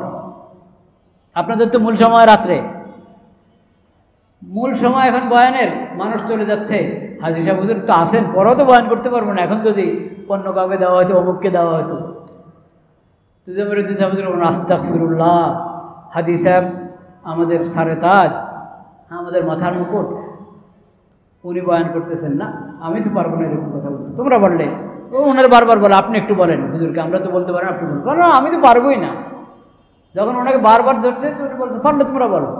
তো কে একজন গিয়ে সুলতান নানুপুরি রহমতুল্লাহকে বলছে যে হুজুর এখন তো মূল সময়, হাজি সাহেব তো যদি পরে বয়ান করতেন, বুঝায় দেয় কী বলতে চাচ্ছে। মানুষ তো চলে যাচ্ছে। হুজুর বলেন, আমার তো মানুষের দরকার নাই, আমার হেদায়েত দরকার। আমার তো মানুষের দরকার নাই বাবা, আমার হেদায়েত দরকার। হেদায়েত তো হইতেছে, হেদায়েত তো হইতেছে। এই যে চলে যাচ্ছে, এটার কারণে আমরা মনে করি যে বক্তার সমস্যা। জরুরি না যে বক্তার সমস্যা, যে চলে যাচ্ছে এটা তারও সমস্যা হতে পারে। তো আকর্ষণীয় জিনিসের পিছনে ঘুরবেন না, আকর্ষণীয় কণ্ঠ, আকর্ষণীয় উপস্থাপন, আকর্ষণীয় কথা, বর্ণনা না, সঠিক বর্ণনা। আকর্ষণ, কণ্ঠ ভালো হোক আর খারাপ হোক, কথা সহি, বর্ণনাগুলো ঠিক বর্ণনা করছে, আয়াত হাদিসের সঠিক ব্যাখ্যা দিচ্ছে। কণ্ঠ ভালো হোক আর খারাপ হোক, কথা খুব গুছিয়ে বলতে পারছে বা পারছে না, এগুলোর দিকে তাকাবেন না। এটাও এলেমের ব্যাপারে, দাওয়াতের ব্যাপারে, তবলিগের বিষয় নবী করিম সাল্লাল্লাহু আলাইহি ওয়াসাল্লামের সিরত থেকে নেওয়ার যেসব শিক্ষা, এটাও গুরুত্বপূর্ণ একটা শিক্ষা। আমরা তো সিরত বলতে বুঝি খালি মসজিদে ঢোকা বের হওয়ার জন্য, মেসওয়াক, ওগুলো অবশ্যই সিরতের অংশ, ওগুলোর চেয়ে আরও ছোট ছোট জিনিসও সিরতের অংশ, কিন্তু শুধু ওগুলোর মধ্যে সীমাবদ্ধ না, যাবতীয় মানব জীবনের যতগুলো অঙ্গন আছে, যতগুলো শাখা প্রশাখা আছে, সব কিছুর মধ্যে নবী করিম সাল্লাল্লাহু আলাইহি ওয়াসাল্লাম শিক্ষা রয়েছে, সে শিক্ষা গ্রহণ করতে হবে আমাদেরকে।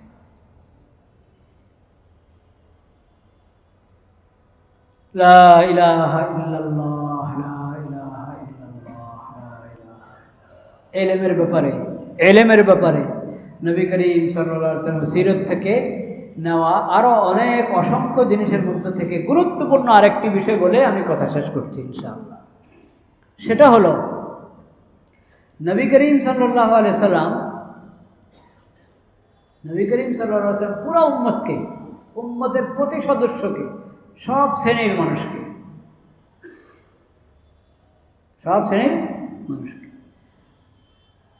যারা অক্ষর শিখেছে, স্বাক্ষর শিখেছে, যারা অক্ষরও শিখে নেয়, স্বাক্ষরও শিখে নেয়, সবাইকে,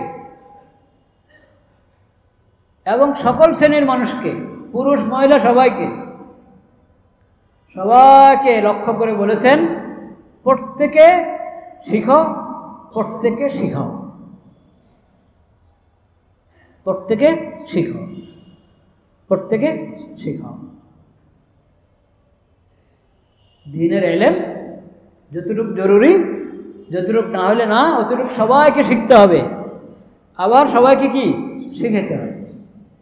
আমার মহল্লায় অনেক মানুষ শিখে নাই, আমরা এই মহল্লায় শিখেছি, আল্লাহর রহমতে শিখাতে পারি, এরকম মনে করেন 100 মানুষ, হ্যাঁ শিখে না, এরকম অনেক, কয়েক হাজার। এখন 100 মানুষের মধ্যে যদি 50 জনই শিখায়, 50 জন অলস হয়ে বসে থাকে, উদাসীন হয়ে বসে থাকে, তো এদের এত হাজার মানুষকে শেখানো সম্ভব হবে? হবে না। শিখে না এরকম মানুষ আছে 500, শিখেছেন এরকম অনেক, ওনাদের 50-60 জনও যদি শিখায়, এরা শিখে ফেলতে পারবে। তো শিখাচ্ছেও, আমরা বাকিরা এখন আর এখানে শিখাতে হবে এটা চিন্তা করলাম না, এতে আপত্তি নেই, এতে কি নাই। কিন্তু একজন ফরজ ইলম এখনো শিখে নাই এই মহল্লায়, আর ফরজ ইলম শিখাতে পারেন এমন লোকরা উদাসীন হয়ে আছে, একে শিখাচ্ছে না, এই 5 জনকে 10 জনকে শিখাচ্ছে না, সবাই গুনাহগার। সবাই কি? এটা কার নির্দেশ? নবী করিম সাল্লাল্লাহু আলাইহি ওয়াসাল্লাম। ফরজ ইলম শিখো, শিখাও, শিখো, শিখাও। তোমরা কেন শিখছো না? তোমরা তো শিখো না এখনো, শিখো। তোমরা কেন শিখাচ্ছ না? তোমরা তো জানো, শিখেছ, তোমরা কেন শিখাচ্ছ না? ঠিক এই ভাষা নবী করিম সাল্লাল্লাহু আলাইহি ওয়াসাল্লাম। মা বালু আকওয়ামিন লা ইয়াতাআল্লামুন, এদের কি হলো, এরা কেন শিখছে না? মা বালু আকওয়ামিন লা ইউআল্লিমুন, এদের কি হলো, এরা কেন শিখাচ্ছে না? দ্বিতীয় কথা নবী করিম সাল্লাল্লাহু আলাইহি ওয়াসাল্লাম বলেছেন, জরুরি ইলম শিখেছ কিন্তু ভালোভাবে অনুধাবন করো নাই, বুঝে নাও নাই, দ্বীনের সমাজ অর্জন হয় নাই। কিছু মাসালা শুনে মুখস্থ করছো, কিছু কোনো আয়াত, 2-1 সূরা মুখস্থ করেছো, 2-1 হাদিস শিখেছো, 2-1 দোয়া শিখেছো, কিন্তু এই পরিমাণ শিখো না, এমন ভালোভাবে শিখো না যে দ্বীনের সমাজ অর্জন হয়, দ্বীনের সমাজ অর্জন হয়, প্রজ্ঞা অর্জন হয়, ওই পর্যায়ে শিখো নাই, কাজ শেষ হয় নাই, দায়িত্ব কি হয় নাই, শেষ হয় নাই। মা বালু আকওয়ামিন লা ইয়াতাফাক্কাহুন, এদের কি হলো, এরা এখনো দ্বীনের সমাজ অর্জন করে নাই। এরা কেন দ্বীনের সমাজ অর্জন করছে না? কিছু শিখে ফেললাম আর দায়িত্ব শেষ, তা না, ভালোভাবে শিখো, এমনভাবে শিখো যে দ্বীনের সমাজ কি হয়, অর্জন হয়। কিছু জিনিস খালি নলেজ হলেই সমাজ অর্জন হয়, সমাজ অর্জনের জন্য আলাদা মেহনত করতে হয়। ওই মেহনত করছো না কেন? একটা বই পড়ে ফেললা, হ্যাঁ, কোরআন তো আর যে দিয়ে বাংলা উচ্চারণ দিয়ে ইংরেজি উচ্চারণ দিয়ে শেখা যায় না, যায় না, যায় ওরকম শেখা না যায়। এরকম শেখা মানে হলো ভুল শিক্ষাকে প্রতিষ্ঠিত করা।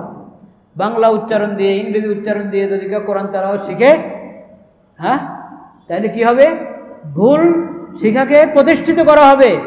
এটা সগীরা গুনাহ না কবিরা গুনাহ? কবিরা গুনাহ। ওটা তো শিখতে হবে তোমাকে। আরবি, কোরআন আরবি, ওটাকে আরবি উচ্চারণে শিখতে হবে। আর কোনো মর্ম অর্থ বোঝা, মনে করে এটা অনুবাদ পড়ে নিলে হবে।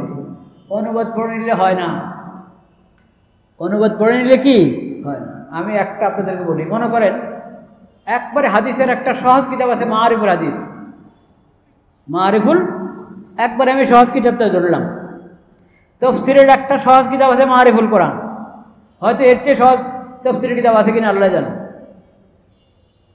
তা আপনি মাআরিফুল কোরআন পড়েন 20-30 পৃষ্ঠা, মাআরিফুল হাদিস পড়েন 20-30 পৃষ্ঠা, এরপর আসেন মৌলানা তাহমিদুল মোল্লা সাহেবের কাছে। এইখানের মুফতি সাহেব হুজুররা আছেন, মুফতি খায়রুল্লাহ সাহেব হুজুর তো অনেক মুরব্বী, আরও যারা ওনার অধীনে যারা এখানে কাজ করছেন ওনাদের কারো কাছে আসেন, আপনি শুনান যে কী বুঝলেন। আমি সহজ কিতাবটার কথা বললাম মাআরিফুল হাদিস, হাদিসের সহজ কিতাব। তাফসীরের সহজ কিতাবটা বললাম মাআরিফুল হাদিস। তখন দেখবেন যে আপনি কি বুঝেন আর কি ওখানে বলেছে। ভাববেন না, নিজেরটা তো মনে করে আমি পড়েছি, আমি বুঝেছি, আমার কাছে এরকম মনে হয় আমি বুঝেছি। হ্যাঁ, এখানে আদান, আমরা আদানের জবাব দিই। আল্লাহ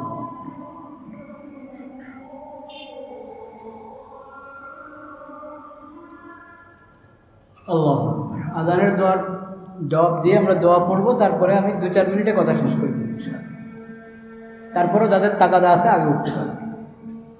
আযান আর ইকামতের মাঝে দোয়া কবুল হয়। আযান ইকামতের মাঝে যে দোয়া করা হয় এটা ফেরত যায় না, দোয়া কবুল হয়। এই যে দোয়া পড়লাম আযানের দোয়া, যেটা এটা তো একটা দোয়া। এরপরে ইকামতের সময় বলতে আপনি যখন পাচ্ছেন তখন মুনাজাত, নিজের জরুরতের জন্য মুনাজাত দিতে পারেন, মুনাজাত ছাড়া দোয়া করতে পারেন। আযানের দোয়ার মধ্যে হাত উঠানো নাই, এটা তো ওজিফার দোয়া, এটা মুনাজাতের দোয়া না। কিন্তু আমি বলছি এটা দোয়া কবুলের সময়। আপনি যেখানে থাকেন দোয়া করেন নিজের জরুরতের জন্য, হাত উঠে বা না উঠে। এটা দোয়া কবুলের প্রত্যেক দিন 5 বার পাই এই সময়টা, প্রত্যেক দিন 5 বার আযান হয়, এরপর ইকামত হয়। মাঝখানে যে দোয়া করবেন এই দোয়া আল্লাহ কবুল করবেন, এই দোয়া ফেরত যাবে না। আচ্ছা, তো নবী করিম সাল্লাল্লাহু আলাইহি ওয়াসাল্লাম বলেছেন দ্বীনের সমঝ অর্জন করো, তোমরা করছো না কেন? ওই ফরিককে বলছে তোমরা কেন তাদেরকে সমঝ দিচ্ছ না? কথা শেষ করেন নাই। তৃতীয় কথা, তোমরা সচেতনতা অর্জন করছো না কেন? তাইলে দ্বীনের ইলম হাসিল করেছে, সমঝ অর্জন করেছে, এখন বলে সচেতন হইতে হবে। সচেতন নাগরিক না সচেতন মুসলিম? নাগরিকও বটে, নাগরিকও বটে, কিন্তু শুধু নাগরিক না, শুধু সচেতন নাগরিক হলে হবে না, সচেতন মুসলিম, নাগরিকও মুসলিমও। সচেতন হচ্ছ না কেন? তোমরা সচেতনতা কেন অর্জন করছো না? দিন দুনিয়ার দিক থেকে সচেতন অর্জন করো। যারা সচেতন ওদের কাছ থেকে সচেতনতা অর্জন করো। তাদেরকে বলছেন তোমরা কেন এদেরকে সচেতন হিসাবে গড়ে তুলছো না? কেন এদেরকে সচেতন করে তুলছো না? যদি এবং কেন আমর বিল মারুফ করছো না, কেন নাহি আনিল মুনকার করছো না? যদি তোমরা কেউ, যদি কোনো মহল্লার লোক, কোনো গোত্র কেউ এই 5টা কাজ না করে, জরুরি ইলম শিখে না, শিখে না, দ্বীনের সমঝ অর্জন করে না, এবং আরেকজনের মধ্যে সমঝ দেওয়ার চেষ্টা করে না, দ্বীনের ব্যাপারে, দুনিয়ার ব্যাপারে, ঈমানের দিক থেকে, দুনিয়ার দিক থেকে সচেতন করে নিজেকে গড়ে তোলে না, অন্যরা তাকে সচেতন হওয়ার জন্য সহযোগিতা করে না, আমর বিল মারুফ করে না, নাহি আনিল মুনকার করে না, তাহলে আমি দুনিয়াতে তাদেরকে নগদ শাস্তি দেব। যদি এই শাস্তি থেকে বাঁচতে চাই তাহলে সকল শ্রেণীর মানুষ, সকল বয়সের মানুষ, সবাইকে, পুরুষ মহিলা সহ সবাইকে ফরজ ইলম অর্জন করতে হবে, দ্বীনের ফরজ পরিমাণ সমঝ অর্জন করতে হবে, এবং দিন দুনিয়ার দিক থেকে সচেতন নাগরিক হিসাবে নিজেকে গড়ে তুলতে হবে, এবং এই ব্যাপারে অন্যকে সহযোগিতা করতে হবে। সমাজের মধ্যে আমর বিল মারুফ এবং নাহি আনিল মুনকারের কাজ প্রতিষ্ঠিত করতে হবে। আল্লাহ তাআলা আমাদেরকে তৌফিক দান করুন। যদি এই ফরজ ইলম, ফরজ সমঝ, ফরজ সচেতনতা অর্জন না করি তাহলে দ্বীনের দিক থেকেও ধোঁকা খাবো, দুনিয়ার দিক থেকেও কি ধোঁকা। দ্বীনের দিক থেকে ধোঁকা খাওয়া একটা গলত তরিকার তবলিগ, গুমরাহের তবলিগ, আপনি মনে করবেন এটা সহি তবলিগ। একটা দল বিভ্রান্ত গুমরাহ, সে দাওয়াত নিয়ে আসবে আপনার কাছে, আপনি তার দাওয়াতে সাড়া দিয়ে আপনার ঈমান শেষ করবেন, বা আহলে সুন্নাত ওয়াল জামাতের মাসলাক থেকে সরে যাবেন। এই জন্য ফরজ এলেম, ফরজ সমাজ, ফরজ সচেতনতা। ফরজ আপনি হুজুর এতদিন আমরা শুধু ফরজ এলেমের কথা শুনছি, আপনি এখন 3 কথা বলতেছেন। 3 কথা না তো আমি 5 কথা বলেছি। ফরজ এলেম, ফরজ সমাজ, ফরজ সচেতনতা, আমর বিল মারুফ নাহি আনিল মুনকার। এই 5টার কথা একই হাদিসে নবী করিম সাল্লাল্লাহু আলাইহি ওয়াসাল্লাম বলেছেন। আল্লাহ আমাদেরকে তৌফিক দান করেন। এখন কোনটার জন্য কি পদ্ধতি অবলম্বন করবেন, আমর বিল মারুফ নাহি আনিল মুনকারের কত প্রকার আছে, কোন প্রকার আপনি পারবেন, কোনটা আপনি পারবেন না, এগুলোর ইলম হাসিল করতে হবে। এজন্য এগুলোর কথা পরে বলেছেন। ফরজ এলেম, ফরজ সমাজ, ফরজ সচেতনতা, 3টার কথার পরে বলেছেন আমর বিল মারুফ নাহি আনিল মুনকার। কারণ আমর বিল মারুফ নাহি আনিল মুনকারের জন্য ওই 3টা আগে অর্জন করতে হবে। ওয়া আখিরু দাওয়ানা আলহামদুলিল্লাহ।